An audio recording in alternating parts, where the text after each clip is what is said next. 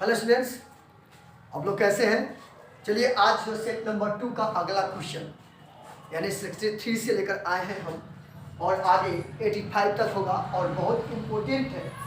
और मेरी कोशिश है कि मैं इसके माध्यम से आपकी परेशानियों को आसान कर दूं, आपका परेशानी न हो पाए। और ऐसे ही क्वेश्चन एग्जामिनेशन में होंगे। आपको पता है बोर्ड मॉडल सेट हम करा रहे हैं। तो चलिए आगे हम देखते हैं। यहाँ पर क्वेश्चन है 63 में क्वेश्चन है Marsa is reading a novel. इसको पैसिव में बदलना है और करेक्ट ऑप्शन चूज करना है। देख लीजिए, ए नोवेल वाज, तो वाज वाला तो है नहीं। ए नोवेल हैड वाला भी नहीं है, देख लेंगे आपका ये तो है नहीं। चलते जाइए। ए नोवेल इज बीइंग रेड, आपको बताए थे आईएनजी लगता है उसमें बीइंग का प्रयोग तो होता है। अगर एक्टिव में आईएनजी है तो बीइंग पैसिव में बनाते हैं। तो a novel is being read by Marsha. आपका ऑप्शन नंबर सी आंसर हो जाएगा। ध्यान दीजिएगा बच्चों। चलिए अगला क्वेश्चन हम देखते हैं। Drivers drive over the speed limit should, can, must और नॉट और मस्ट। ध्यान दीजिएगा बच्चों, ये बड़ी आसान क्वेश्चन है। इसको हम कई बार आपको बताए हुए हैं, शायद आपको याद है। आकलन है, आप कीजिए इस पर कि क्या आप मान रहे हो इसको।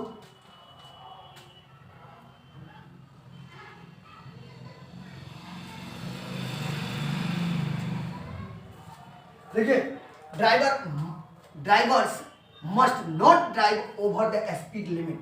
जो स्पीड लिमिट है उससे ज़्यादा आवश्यक नहीं ड्राइवर को कोई भी गाड़ी चलाना चाहिए। तो याद रखिएगा मस्ट नॉट आपका ऑप्शन सी हो जाएगा। Drivers must not drive over the speed limit. Speed limit से ओवर नहीं जाना चाहिए उसे, तो मस्ट नॉट हो जाएगा ऑप्शन। चलिए अगला क्वेश्चन देखते हैं। What do you want, she asked him. यह डायरेक्ट में है, नरेशन का क्वेश्चन है और इनडायरेक्ट में बदलना है। यहाँ देख लीजिए आपका कौन आंसर होगा। सी आस्क्ड हिम, ये तो पास्ट में है तो देखिए सबसे पहले प्रेजेंट में है, ये तो होगा नहीं। ये फ्यूचर में है तो ये तो होगा नहीं। आगे चलिए। She asked what he had wanted. यहाँ देखेंगे ये सिंपल प्रेजेंट में है तो सिंपल प्रेजेंट में है और ये पास्ट में रहता है तो इसको भी हम सिंपल पास्ट में करते हैं, आपको पता है। रिपोर्टिंग वर्ब अगर सिंपल प्रेजेंट में सिंपल पास्ट में है तो रिपोर्टेड स्पीच को रिपोर्टेड स्पीच के जो अंतर्गत वर्ब आते हैं उसको भी पास्ट में बदलते हैं। तो यहाँ हैड वाली बात नहीं होनी चाहिए। She asked him what he wanted, आपका आंसर नंबर बी हो जाएगा। चलिए अगला क्वेश्चन देखते हैं बच्चों। You must start now, you will miss the bus. इसको कंबाइन करना है, ध्यान दीजिएगा, इसको कंबाइन करना है। यू मस्ट स्टार्ट नाउ, तुम्हें अवश्य अब चलना चाहिए। You will miss the train, तुम ट्रेन को मिस कर जाओगे। तो देखिए इसको आपके 4 ऑप्शन से आप देखेंगे कौन है। आप देखिए, ध्यान दीजिए, आकलन कीजिए इसको। क्वेश्चन नंबर 66 है आपका, देख लेंगे। यहाँ कह रहा है क्या, यू मस्ट स्टार्ट नाउ, तुम्हें अवश्य अब स्टार्ट करना चाहिए, चलना चाहिए। तो यहाँ देख लीजिए option, unless you start now, जब तक आप नहीं चलेंगे you will miss the train, तो आप गाड़ी खो देंगे। तो आपका ऑप्शन नंबर ए ही होगा answer. Option number A answer होगा। देख लेंगे।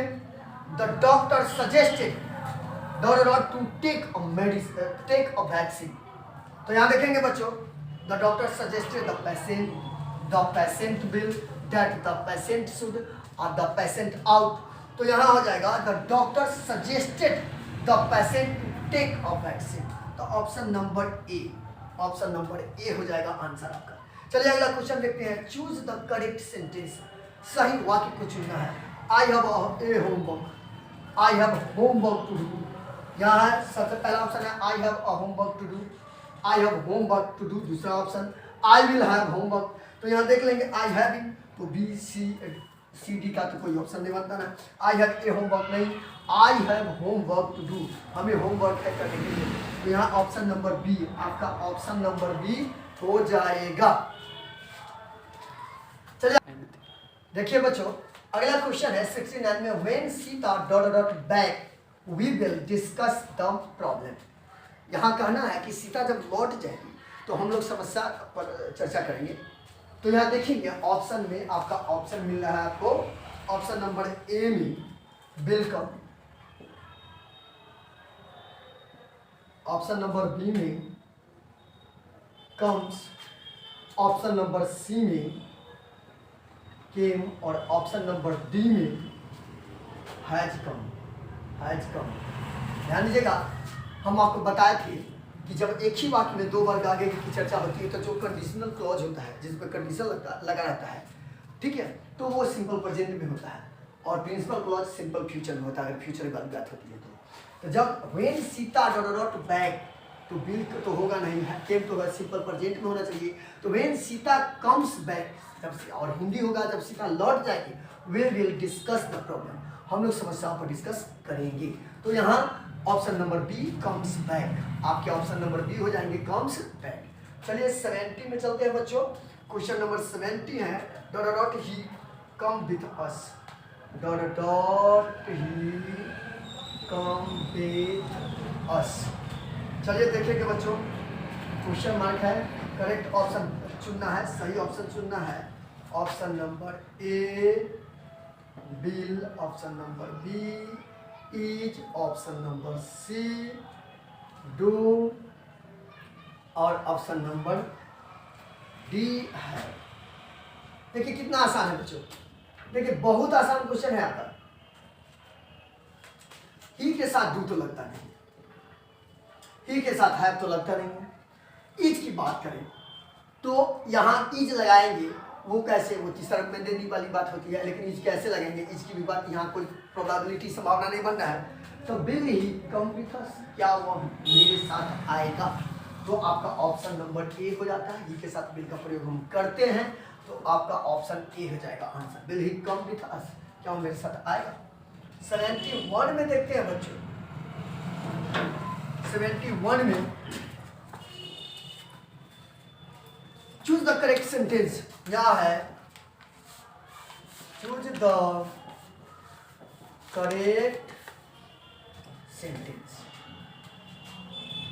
यहाँ ऑप्शन नंबर ए में देखेंगे I wish were, I wish were I young again, young again।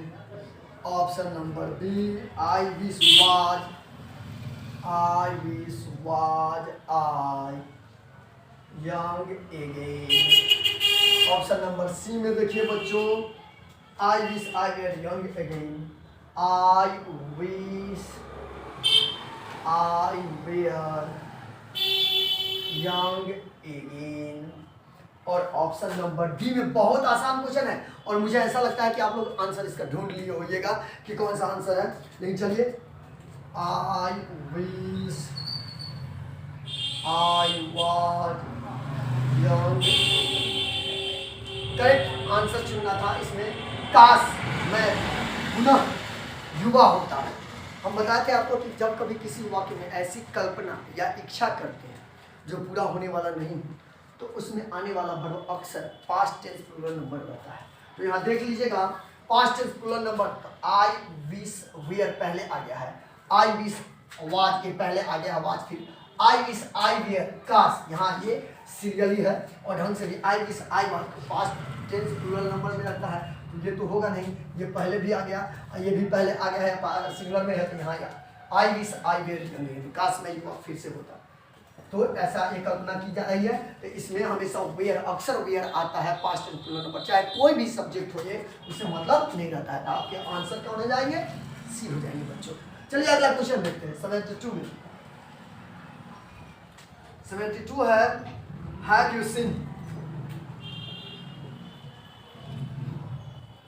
You seen dot dot Taj Mahal. बहुत आसान क्वेश्चन है बच्चों, इसमें आर्टिकल का करेक्ट आर्टिकल का प्रयोग करना है।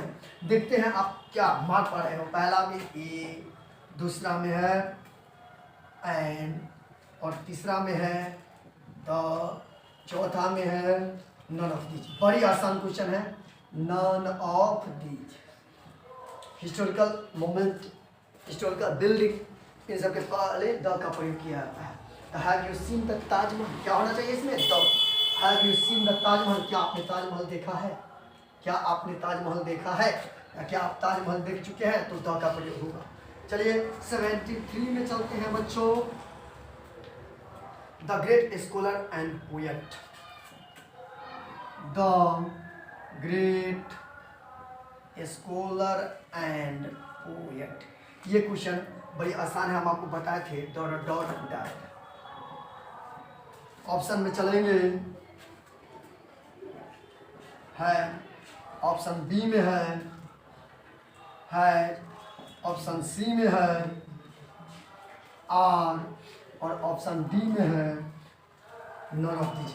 ये क्वेश्चन, ऐसे क्वेश्चन हम आपको पढ़ाए थे जब दो सब्जेक्ट को एंड से जोड़ते हैं और दोनों को पहले डिटरमाइनर नहीं लगा रहता है, दोनों से मिलकर एक ही व्यक्ति या वस्तु का बोध होता है, तो वो सिमिलर माना जाता है और उसके साथ आने वाले वर्ब सिमिलर रहता है। The great scholar and poet, महान स्कॉलर, विद्वान और कवि, तो दोनों मिलकर एक ही व्यक्ति के बारे में बात हो रही है। तो यहाँ क्या होगा, हैज।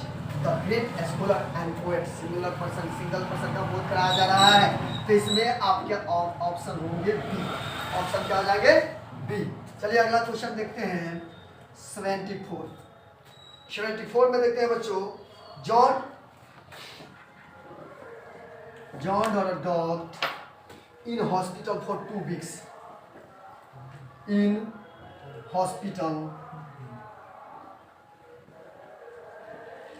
for 2 weeks. ऑप्शन में है has been, option A has been lying, पढ़ा हुआ है, लाइज, ऑप्शन बी में लाइज। ऑप्शन सी में देखेंगे is lying,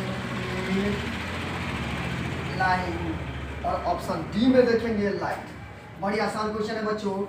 John dot not in the hospital for 2 weeks, 2 सप्ताह से हॉस्पिटल में पड़ा हुआ है। तो याद रखेंगे जब फॉर या सिंस का प्रयोग होता है तो उस वाक्य में आने वाला वर्ब अक्सर परफेक्ट या परफेक्ट कंटीन्यूअस टेंस में रहता है। तो देख लीजिए आपको परफेक्ट कंटीन्यूअस टेंस में कौन है, don't have been lying.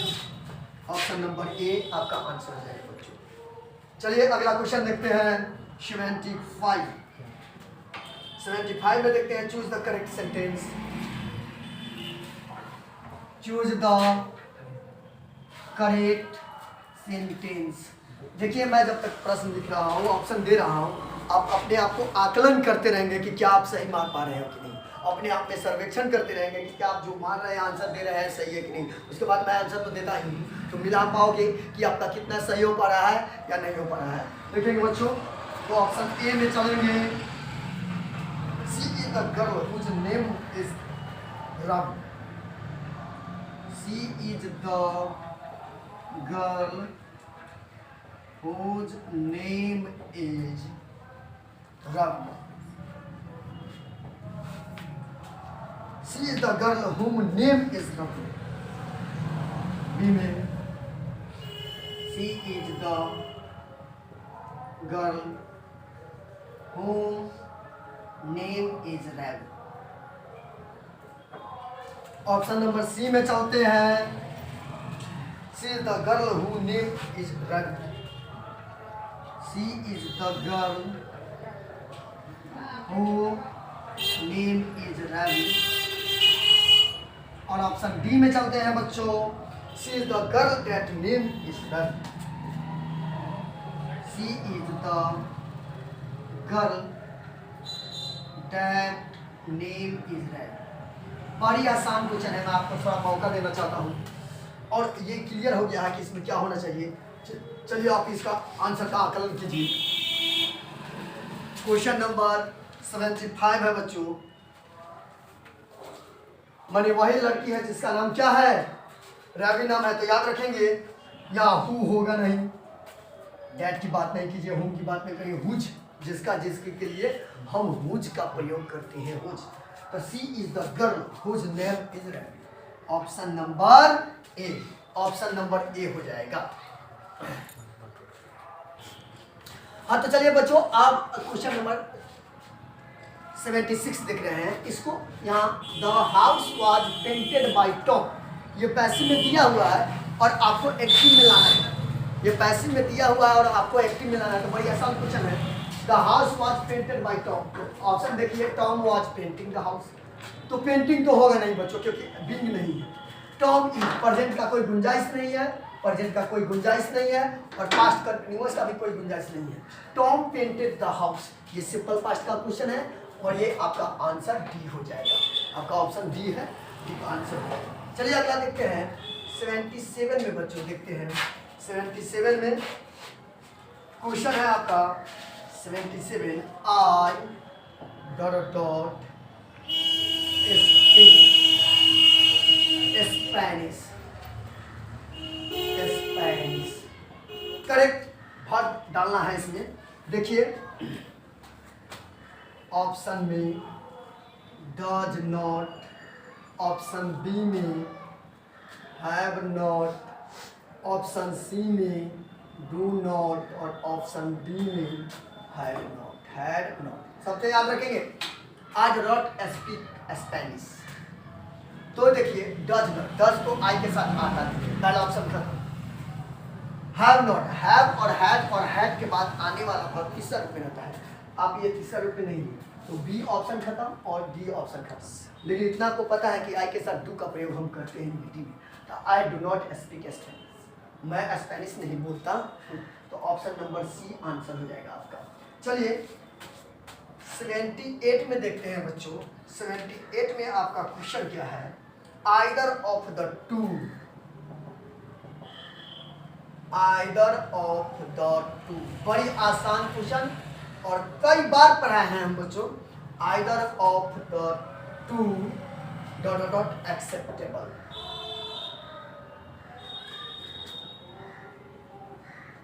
Acceptable. चलिए नंबर ए में इज, नंबर बी में आर, ध्यान देंगे बच्चों बड़ी आसान क्वेश्चन है। नंबर सी में हैव और नंबर डी में हैज। तो यहाँ देखिए आइदर ऑफ टू, तो either of, neither of, none of, of से जुड़ता है तो सिंगुलर वर्ब होता है, हमेशा हम बताएंगे। तो either of two is x, are होगा नहीं, हैव होगा नहीं, हैज की बात करते हैं, लेकिन यहाँ इज, वहाँ हैज की जरूरत नहीं है, इज की जरूरत है। तो either of two is acceptable, दोनों में से कोई की बात हो रही है, तो is acceptable, option number A हो जाएगी आंसर। चलिए 79 में चलते हैं हम, 79 में देखते हैं a lot of energy, a lot of energy, बहुत सारी ताकत, dot dot dot wasted, dot dot dot wasted on finding the, on finding the treasure, the treasure, बहुत सारे एनर्जी वेस्ट हो गया, बर्बाद हो गया, क्या ट्रेजर, खजाना खोजने में। याद रखिए ऑप्शन ए में है वाज, ऑप्शन बी में है वेयर, ऑप्शन सी में है कैन और ऑप्शन डी में है विल। चलिए एक बहुत बड़ी बात, मॉडल एग्जाम्पल के बाद आने वाला वर्ब हमेशा अपने मूल रूप में रहता है, ये बात हम बहुत बार बता चुके हैं आपको। तो कैन और विल क्योंकि वेस्टेड है तो ये हो नहीं सकता है। चलिए ए लॉट ऑफ एनर्जी, बहुत सारे ताकत, तो इसको तो काउंट नहीं कर सकते हैं। A lot of energy was wasted on finding the treasure, तो यहाँ आपके ऑप्शन नंबर ए हो जाएगा was. A lot of energy was, बहुत सारे ताकत खजाना के खोजने में वेस्ट हो गए, तो चलिए यहाँ वाज होगा, ऑप्शन नंबर ए वाज। 80 की बात करते हैं बच्चों, चलिए 80 में चलते हैं। Choose, sorry, those who, those who work in the same department, work in the same department are, एक ही डिपार्टमेंट में जो काम करते हैं उसे क्या कहते हैं, देख लेंगे। पहला कॉलेज, दूसरा फ्रेंड्स, तीसरा कॉलेग्स। बच्चों ये भी हम पढ़ाए हुए हैं, अगर थोड़ा सा ध्यान दीजिएगा तो मेरा एग्जाम्पल है, कभी ना कभी हम इसकी चर्चा की होंगी ऐसे बात, तो आपको याद होना चाहिए बैचमेट्स, एक साथ जो काम करता है उसे सहकर्मी कहते हैं, और सहकर्मी की अंग्रेजी हम आपको पढ़ाए हुए बताए हुए हैं। Those who work in the same department are. चलिए ध्यान दीजिए, आप फाइंड कीजिए तो कौन सा है आपका आंसर मान रहे हैं।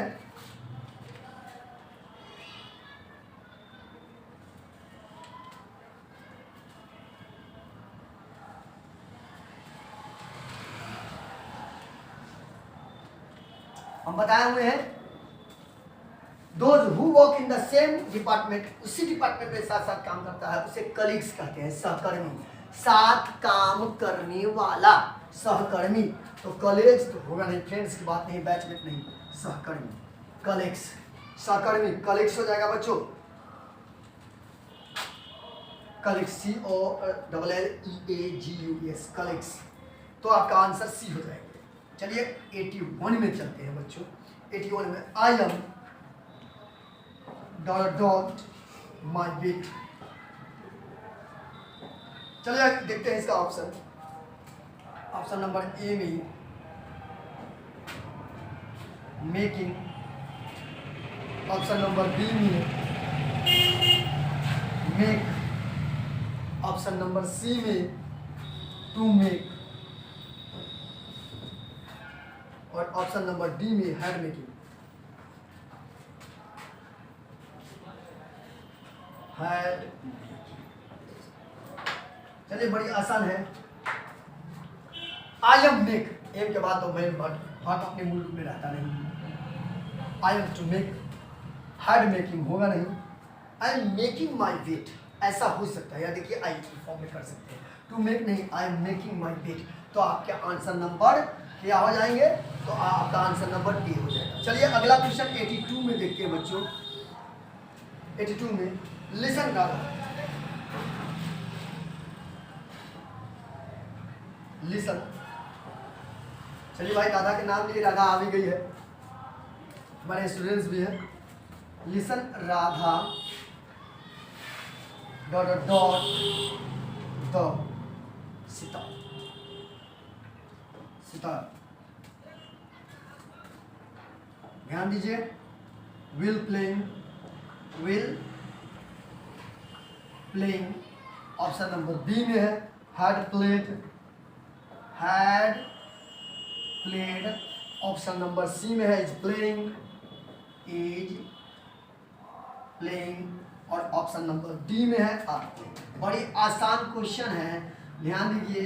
यहाँ है लिसन, सुनो, राधा सितार बजा रही है, तो विल प्लेइंग तो होता नहीं है, हैड प्लेड होगा, इज प्लेइंग है, और आर प्लेइंग। तो राधा सिंगुलर है, एक पर्सन का नाम है, तो आर तो होगा नहीं। कितना आसान है। लेकिन हम बोलते हैं चुपो चुपो, शांत रहो या सुनो, तो ऐसे बात जब हम बोलते हैं तो ये प्रेजेंट कंटिन्यूअस हो जाता है। सुनो, वो ऐसा कर रहा है, राधा सितार बजा रही है, तो राधा सितार बजा रही है, ऐसा अर्थ आ रहा है। तो ये क्या होगा? Listen Radha is playing the sitar. Option number C हो जाएगी, आपके ऑप्शन नंबर सी हो जाएंगे। चलिए अगला, choose the correctly spelled word. बड़ी आसान है, इस बात को भी हम कई बार आपको बता चुके हैं। चलिए 82 में 83 में चलते हैं। Choose the correctly spelled word, सही स्पेलिंग वाले शब्द को चुनना है। ऑप्शन बहुत आसान है। कमिटी, COMMITTE, यहाँ है। एक है कमिटी, B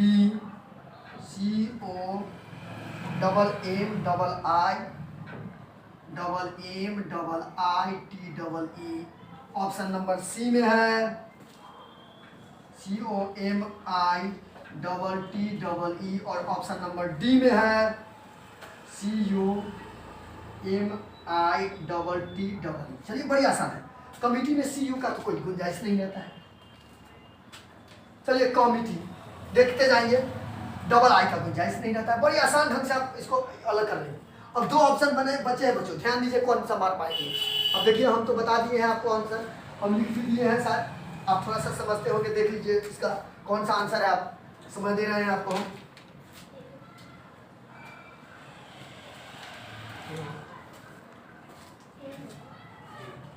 हम बता दिए पहले ही, थोड़ा इसको हम सुझाए थे।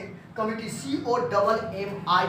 COMMITTE, कमिटी कॉफी, ऐसा स्पेलिंग बार बार रहता है। तो हम आपको बताए थे आपके ऑप्शन नंबर ए हो जाएंगे कमिटी। कमिटी आपके ऑप्शन नंबर ए हो जाएंगे कमिटी।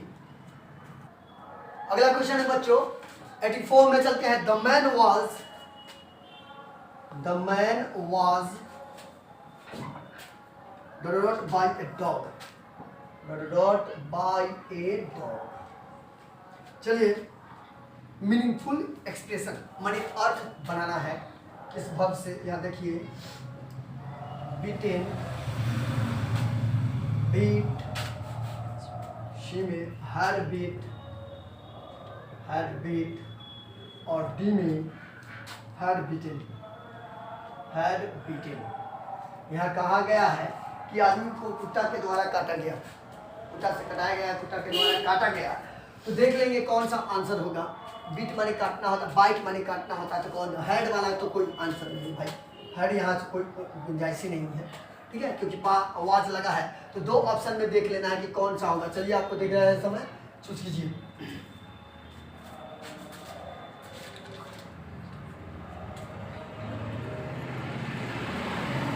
बाइट माने काटना होता है और बाइट का तीसरा the man was beaten by a dog, option number ए। चलिए ठीक है, चलिए 85 में चलते हैं बच्चों। 85 लुक दिस पेंटिंग, बहुत आसान, कई बार यह प्रीपोजिशन हम पढ़ाए हुए, इस पे प्रीपोजिशन का प्रयोग करना है। Look dot dot this painting बच्चों याद होगा। और मैं समझता हूँ कि अगर ध्यान से जो देख रहे होंगे उनके माइंड में आंसर आ गया होगा अभी तक बिना ऑप्शन के। देखिए अब हम ऑप्शन डाल रहे हैं, लेकिन बहुत लोग ऑप्शन मार दिए होंगे जो हम आपको पढ़ाए हुए हैं डायरेक्ट।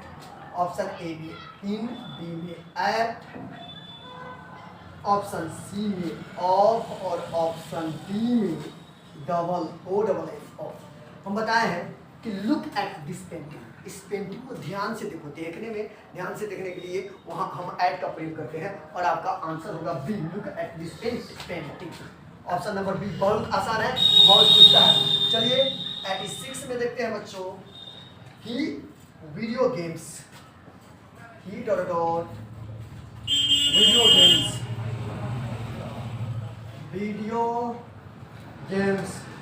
चलिए ऑप्शन दे रहे हैं, इसमें वर्ब डालना है हैड प्लेइंग, बड़ी आसान है। टाइम एंड टेंस थोड़ा सा भी दिमाग में है तो आप इसे मार सकते हैं। ऑप्शन नंबर बी में एम्प्लॉय प्लेइंग, बड़ी आसान क्वेश्चन है। ऑप्शन नंबर सी में आर प्लेइंग और ऑप्शन नंबर डी में इज प्लेइंग। हल्का भी टाइम एंड टेंस आपके दिमाग में है तो ये दूर नहीं जा सकता है। देखिए बहुत आसान क्वेश्चन है। ही हैड प्लेइंग, हैड के बाद तो भी लगता है तो ये ऑप्शन होगा नहीं। ही एम प्लेइंग, क्या ही के साथ एम लगता है? नहीं लगता है, तो ये भी ऑप्शन नहीं होगा। क्या ही आर प्लेइंग, क्या ही के साथ आर लगता है? यह भी ऑप्शन नहीं होगा। आपका ऑप्शन बना है ही के साथ इसका प्रयोग करते हैं। यहाँ देख लीजिए he is playing video games, तो आपका आंसर डी हो जाएगा। बड़ी आसान क्वेश्चन है, सिर्फ सोचना था, देखना था। चलिए 87 में चलते हैं बच्चों। 87 क्वेश्चन नंबर 87 बड़ी आसान है। आई बॉट दिस बुक्स,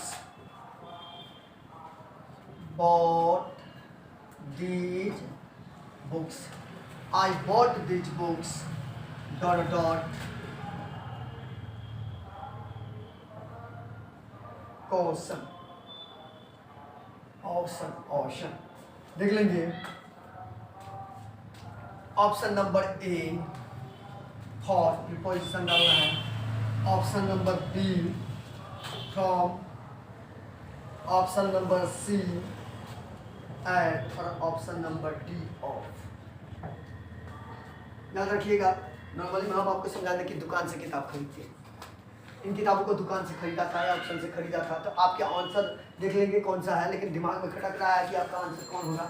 चलिए आप लोग को थोड़ा समय देते हैं, मारते रहिए, देखिए तो कौन सा आंसर होगा।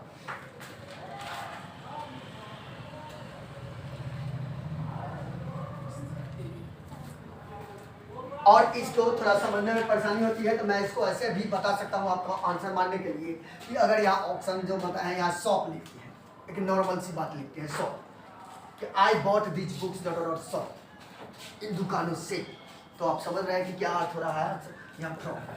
आई bought this books from auction, तो यहाँ फ्रॉम से वाला अर्थ है। वैसे मैं आपको बता दूं कि मैं इस दुकान से किताब लिया तो फ्रॉम दिस शॉप लिखते हैं, तो वही अर्थ यहाँ आ रहा है। चलिए 88 में चलते हैं बच्चों। 88 में when the sun is shining, when the sun is shining we usually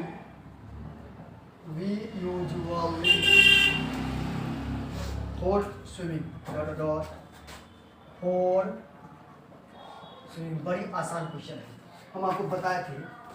option number went, option number B में going, ऑप्शन नंबर सी में to go और ऑप्शन नंबर डी में go।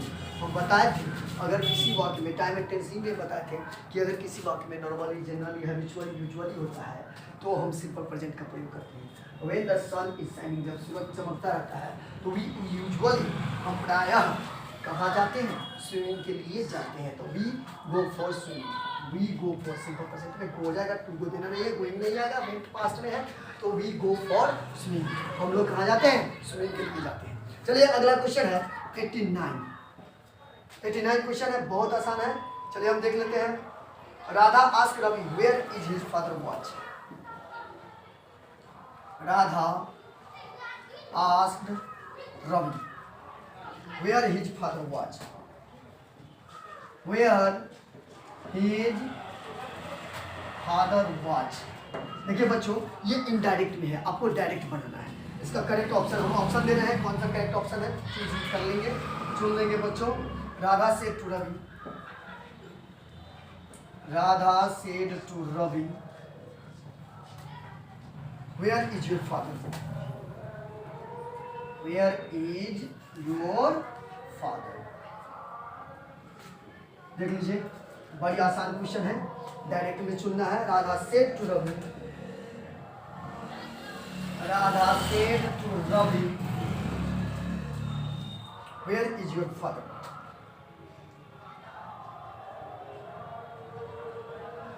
दोनों क्वेश्चन सेव कर दिया है। Radha said to Ravi where your father is. देखेंगे बच्चों, चलिए ऑप्शन नंबर सी में है। Radha said to Ravi where is his father. Radha said to Ravi where is his father. और डी है, बड़ी आसान क्वेश्चन है बच्चों, none of this, none of this. चलिए यहाँ है Radha asked Ravi where his father was, तो ये पास्ट में है, तो Radha said to Ravi where is his father. यहाँ देखेंगे राधा सेड टू रवि, तो राधा ने रवि से पूछा कि तुम्हारे पिताजी कहाँ है, तो यहाँ आ जाएगा। देख लीजिए, Radha said to Ravi where your father is, ऐसा तो होगा नहीं। Radha said to Ravi where is his father, ऐसा भी नहीं होगा, नन ऑफ दिस नहीं होगा, तो आपका ऑप्शन कौन बनता है?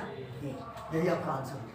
Radha said to Ravi where is your father, आपका आंसर ए हो जाएगा। चलिए 90 में चलते हैं बच्चों। 90 क्वेश्चन नंबर 90 में है। Patna is situated, Patna is, कई बार हम पढ़ाते ट्रांसलेशन के दौरान। Patna is situated